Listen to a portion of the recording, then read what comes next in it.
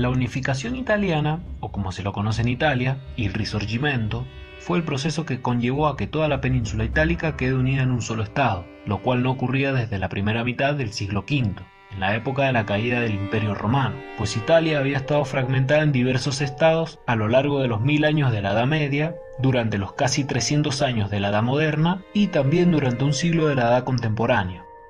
Por aquellos días, la corriente de pensamiento en Europa era la del romanticismo, una idea que venía acompañada por un pensamiento vinculado al patriotismo y al nacionalismo. Además, muchos italianos que estaban separados por varios estados vecinos sentían que debían unirse bajo un solo estado. Comenzaron a tener un sentimiento nacionalista similar al de la antigua Roma.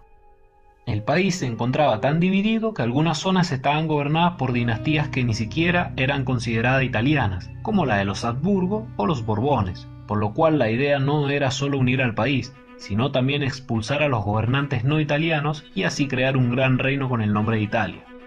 Tras la derrota de Napoleón Bonaparte en Europa, se convoca el Congreso de Viena en el año 1815, en donde los representantes italianos expresaron su deseo de constituir una sola nación. Sin embargo, no consiguieron su objetivo, y el país quedó nuevamente dividido en varios estados, de los cuales incluso algunos estaban bajo el control de otros países.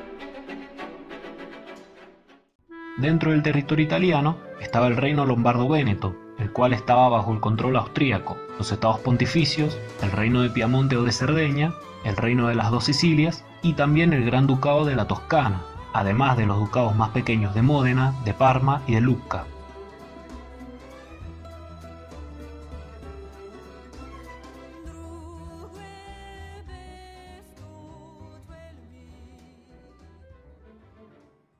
En la primera guerra de la independencia italiana, los austríacos tuvieron el mayor número de bajas, pero aún así pudieron derrotar a casi todos los ducados juntos de Italia, por lo que siguieron avanzando tomando Novara, Vercelli, Trinno y Brescia, para luego marchar hacia la capital piamontesa, Turín. Ante el desastre que se venía, el rey de Cerdeña y comandante de las tropas italianas, Carlos Alberto, se vio obligado a abdicar para ceder el mando a su hijo, Víctor Manuel. Además, se firmó un tratado de paz el 9 de agosto de 1849, en el que el reino de Cerdeña se comprometió a pagar una indemnización de 65 millones de francos a los austríacos.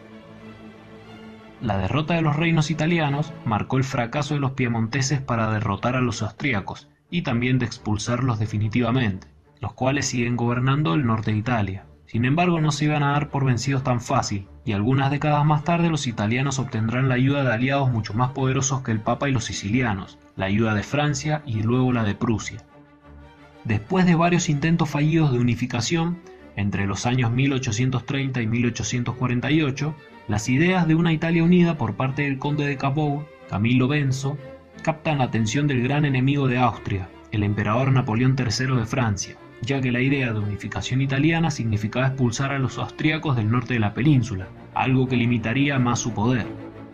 En el año 1849, Leopoldo II de Toscana abandona Florencia dejando un gobierno provisional, y en Roma se proclama la República Romana, con la idea de ser gobernada mediante un triunvirato compuesto por Aurelio Saffi, Giuseppe Mazzini y Carlo Armelini. Pero esto dura poco tiempo, ya que Roma, estando defendida por Giuseppe Garibaldi, es atacada por las tropas francesas de Napoleón, y con la caída de la ciudad cae la nueva República Romana. Además, muchos revolucionarios son condenados al exilio.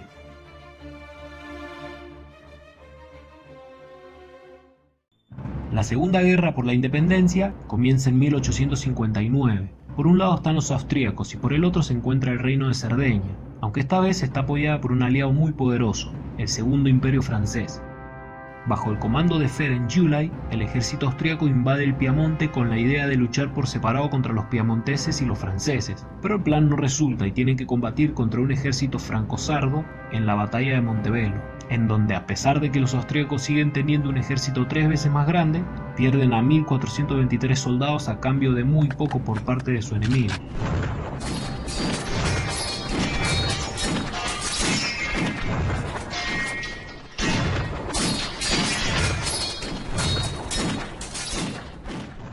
A finales del mes de mayo, los sardos, al mando de los generales Enrico Chialdini y Giacomo Durando, logran una brillante victoria en Palestro, al mismo tiempo que los franceses cruzan el Ticino, para luego derrotar a los austríacos en Túrbigo. El general Gyulay había concentrado sus fuerzas cerca de Magenta, aunque fueron asaltados por una fuerza franco-piamontesa el día 4 de junio, por lo que se desató un combate que no fue muy grande, ya que no participa ni la caballería ni la artillería, pero resultó ser una victoria muy decisiva para comenzar a inclinar la balanza de la guerra hacia el bando sardo-francés, pues los aliados sufrieron unas 4.600 bajas y los austríacos más de 10.000.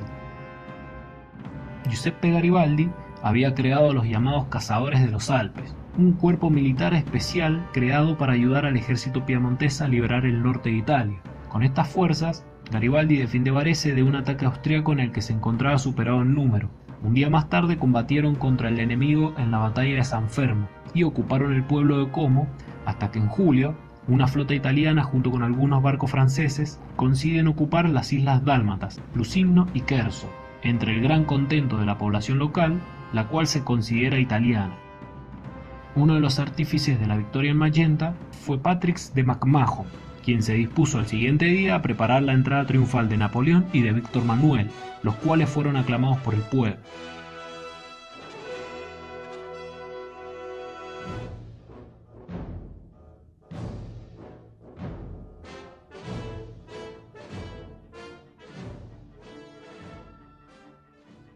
El desastre de July había hecho que los austríacos retrocedieran hacia el este hasta las fortalezas de Lombardía, lugar en donde es relevado de su puesto como comandante para ser reemplazado por el mismo emperador austríaco, Francisco José.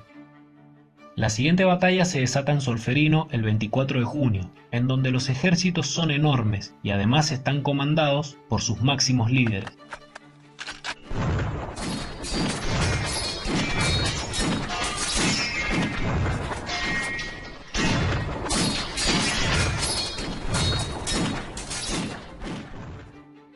Luego del combate que vuelven a ganar los aliados, las bajas son tan grandes que motiva al suizo Henry Dunant a crear más tarde la Cruz Roja. El temor de Napoleón III a la participación de los reinos alemanes, sobre todo el de Prusia, que había movilizado a 400.000 hombres a la frontera en el Rin, lo obliga a firmar un armisticio con los austríacos en Villafranca, sin contar con los italianos, quienes no pueden continuar la guerra sin la ayuda de Napoleón y su ejército. Por lo tanto, Víctor Manuel acepta el acuerdo franco-austríaco, aunque esto signifique la indignación del pueblo italiano. Después del conflicto, Francia se anexiona a los territorios de Saboya y de Niza, mientras que Cerdeña se anexiona a la región de Lombardía. Sin embargo, la región del Véneto aún queda bajo el control austríaco, debido a que Napoleón lo había negociado en secreto con ellos mismos. Fue un acuerdo que tiene más ventajas para los austríacos y los franceses que para los propios italianos. En el año 1860, el reino de las dos Sicilias estaba gobernado por el joven rey Francisco II, hijo de Fernando II. Se encontraba con una buena situación económica debido a que recientemente se había iniciado un incipiente proceso de industrialización, aunque también se encontraba en una situación política delicada, gracias a que era un rey con poca autoridad y muy represivo.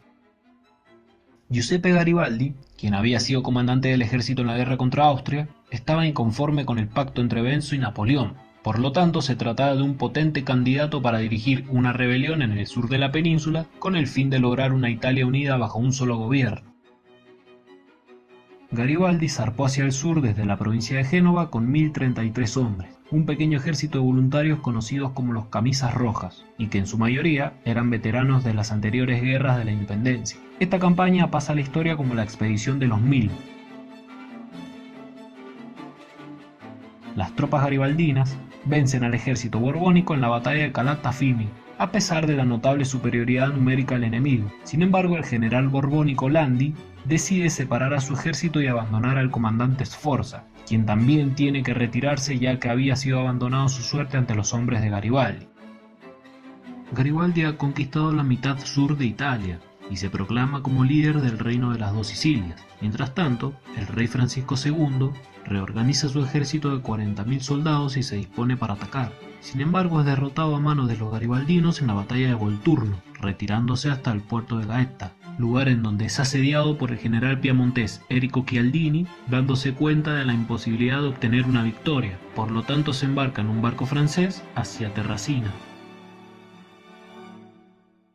A pesar de tener los mismos objetivos, Garibaldi se niega a entregar sus conquistas a los piemonteses, pero con la esperanza de lograr una Italia unida bajo un gobierno radicado en Roma, concibe la idea de marchar sobre los estados pontificios, los cuales están defendidos por soldados franceses.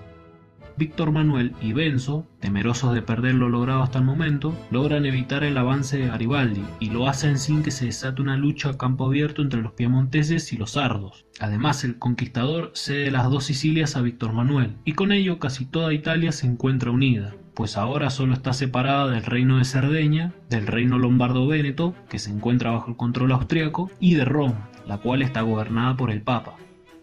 El 18 de febrero de 1861, Víctor Manuel se reúne en Turín con los diputados de todos los estados que reconocen su autoridad y asume el 17 de marzo el título de rey de Italia por la gracia de Dios y la voluntad de la nación. Además, es reconocido por las potencias europeas a pesar de que esto viola ciertos tratados antiguos, los cuales le prohibían ser rey de toda Italia.